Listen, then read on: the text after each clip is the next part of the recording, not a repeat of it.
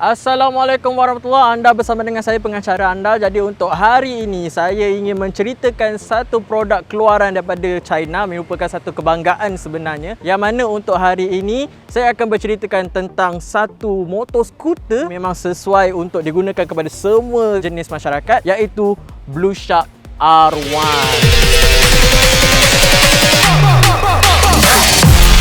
Jadi sekarang ni saya tak nak cerita tentang dia punya spek, tapi saya nak berceritakan sedikit tentang beberapa perkara yang saya suka, aspek keselamatan yang disediakan oleh Blue Shark dekat skuter ini sebenarnya.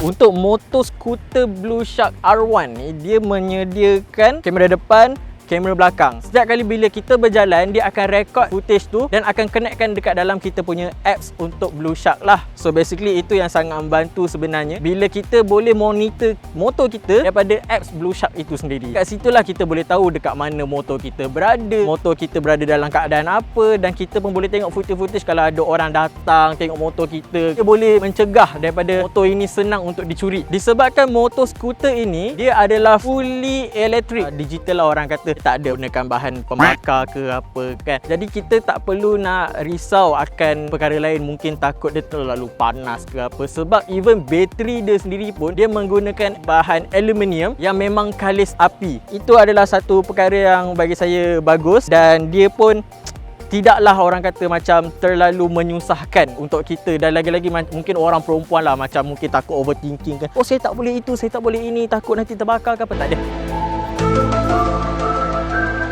InsyaAllah motor ini boleh membantu pada saya lah. Apa yang menariknya adalah bila mana dia menggunakan dual hydraulic untuk disc brake dia dengan CBS. Ini bagi saya okey je, sebab kalau ikutkan pada saya, instead of CBS lebih baik kita pakai ABS. Tapi saya tak tahu kenapa, jadi itu bagi saya adalah satu cons jugalah sebenarnya. Jadi itu tak menjadi masalah as long as dia boleh menampung untuk kita punya keselamatan lah. Bagi saya kekurangan dia adalah bila mana disc brake dia agak susah untuk kita jumpa dekat bengkel-bengkel yang lain, melainkan HQ dia sendiri. Jadi kalau nak macam kita nak jaga maintenance dia ke apa ke, memang nak tak nak kena pergi ke HQ dia lah. Kalau nak pergi ke tempat lain memang tak ada lah. So itu bagi saya dia macam tak, bukanlah tak mesra, tapi mungkin dia mengekalkan dia exclusiveness untuk bahagian disc brake dia, itu yang lain dia lah. Jadi macam ni yang saya cakap tadi, motor ni dia memang menggunakan fully electric. Jadi bila dia menggunakan fully electric, dia memang tak ada menggunakan anything like macam minyak ke apa ke. So memang maintenance dia pun lebih baik lah sebenarnya, dan dia lebih mesra alam. Kenapa? Kalau kita tengok balik pada motor R1 ni, ada beberapa mode yang bagi saya dia memang membantu untuk kita punya penggunaan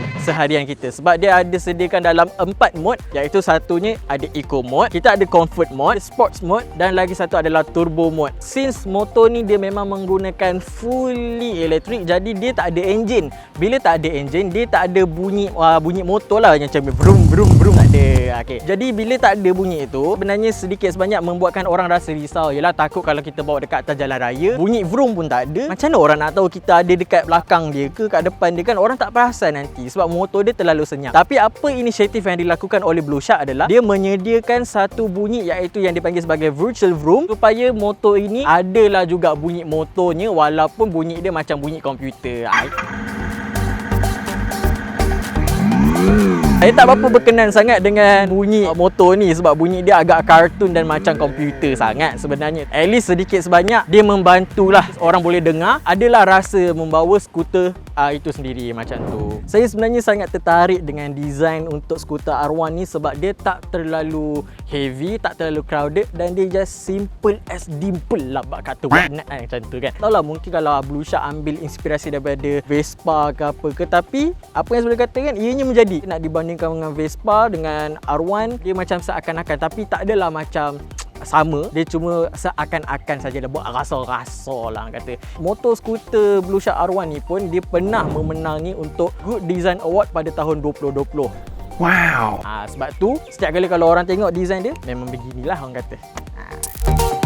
Bagi seorang yang bekerja dekat dengan rumah, bagi saya dia sangat-sangat membantu dan sangat-sangat jimat. Untuk motor ni yang menggunakan dual battery, sekali charge dia hanya memerlukan dalam lingkungan 3.5 jam untuk dapatkan satu full charge yang dapat menampung 2.88 kilowatt, yang mana bila kita charge full sekali untuk 3.5 jam, dia mampu pergi sejauh 110 km.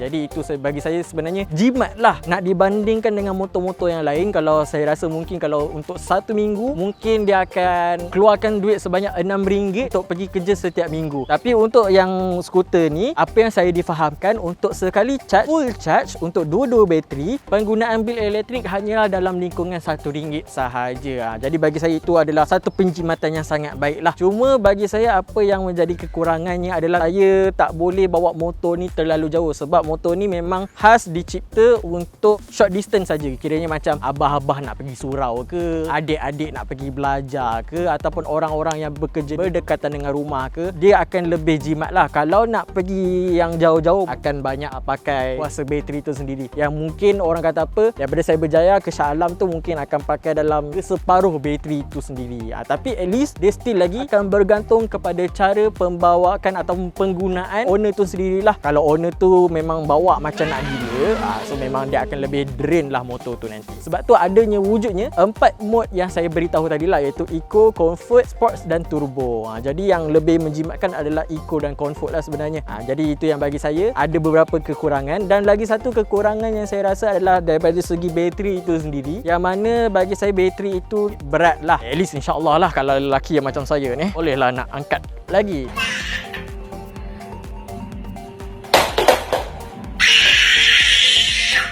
Tapi kalau macam saya concern tentang adik-adik yang perempuan nak pergi belajar ke apa, bateri itu sendiri mungkin agak berat untuk mereka angkat dan pergi, orang kata apa, nak swap ke ataupun nak charge lah. Bagi saya macam tu. Dia menggunakan Arkwright operating system yang bagi saya dia adalah canggih dan sangat-sangat membantu.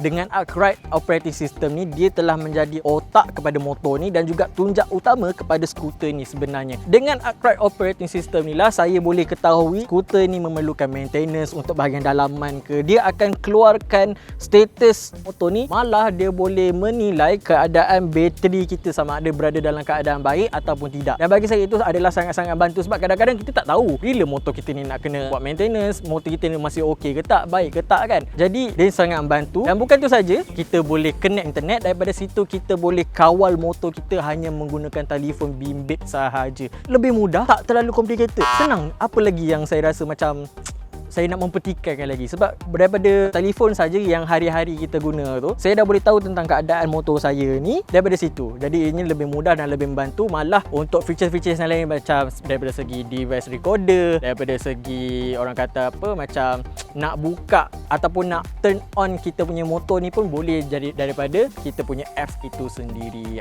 Macam tu. Dan kita dah boleh tengok GPS dekat skrin kita. Itu sangat-sangat membantu untuk Grab ataupun pemandu Foodpanda ke apa kan. Senang nak cari rumah, search je macam tu. Dan yang lebih menariknya, bila saya bawa motor skuter ni, saya tak rasa bosan, sebab dia sekali disertakan dengan Bluetooth connectivity dan loudspeaker.